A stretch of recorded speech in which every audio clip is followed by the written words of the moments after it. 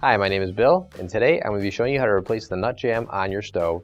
The reason why you would have to do this is because it's damaged or missing, causing the bracket that holds the burner in place to be loose. For this repair, we'll be using a putty knife, a Phillips head screwdriver, a pair of needle nose pliers, a ratchet with a 5/8 inch socket on it, and 2 pairs of channel locks.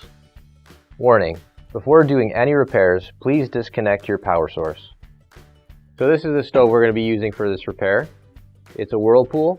Keep in mind, yours at home might be a little bit different than what we've got here, but the same techniques should still apply. The first thing you want to do is make sure you turn your gas off. So to take our gas line off, I'm going to use 1 pair of channel locks, and I want to hold on to this part right here. And I'm going to use our other pair of channel locks in order to grab the line. And I'm going to twist both of them in opposite directions. That way we're not spinning endlessly while we're trying to loosen it. Now I've got that loose, I can undo it by hand the rest of the way.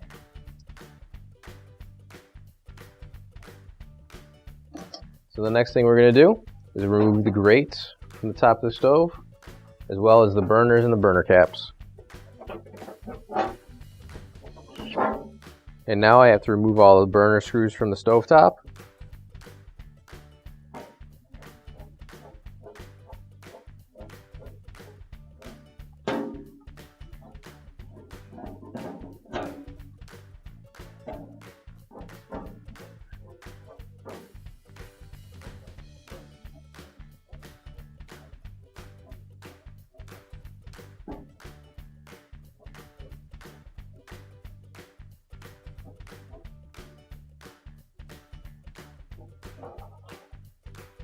Now that I've got all the screws off, I'm going to be using a putty knife, sticking it in the side right here. There's going to be a little clip. Push it in on it, and lift up on the stovetop. We're going to find that clip, push in, and lift up. Lift up the back so it goes over the tabs, and then you can remove it just like that. So you can see here on the bracket, there should be a nut. There's nothing holding this down, so it comes off freely. So we definitely need to get a nut on there to make sure that it's nice and secure. So here's our OEM replacement nut jam. If you don't have one already, you can find one on our online store. And all I'm going to do is I'm going to screw it on by hand as far as it'll go. And once that's tightened as far as I can get it, I'm going to grab my ratchet, and I've got a 5/8 inch socket on it, and I'm going to tighten up the rest of the way.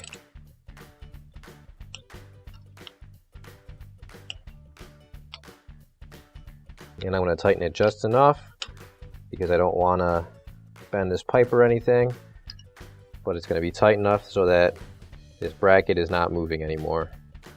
So now we're going to set the range top back down, and I'm going to make sure that I get this lip on the back on top of these tabs right here.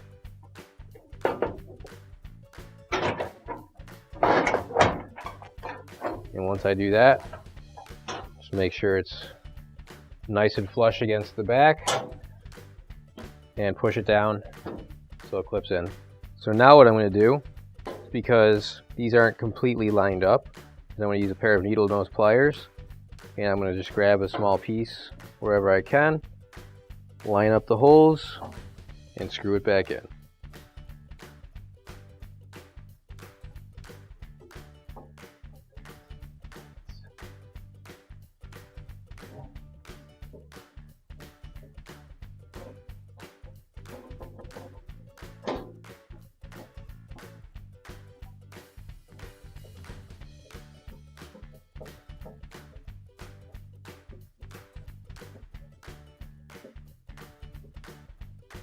Now that that's all screwed down, I can put our burners and burner caps back into place.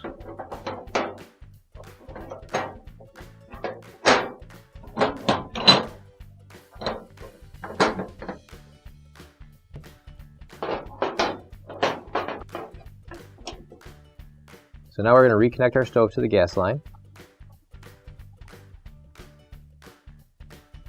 There we go. Tighten it the rest of the way with our channel locks. There we go. In case your adapter is spinning inside, you might want to get another pair of channel locks just to hold that in place. And then you can tighten it the rest of the way. There we go. And now we can turn our gas back on. And your repair is complete. Finally, don't forget to plug in your appliance. If you need to replace any parts for your appliances, you can find an OEM replacement part on our website, PCApplianceRepair.com. Thanks for watching, and please don't forget to like, comment, and share our video. Also, don't forget to subscribe to our channel. Your support helps us make more videos just like these for you to watch for free.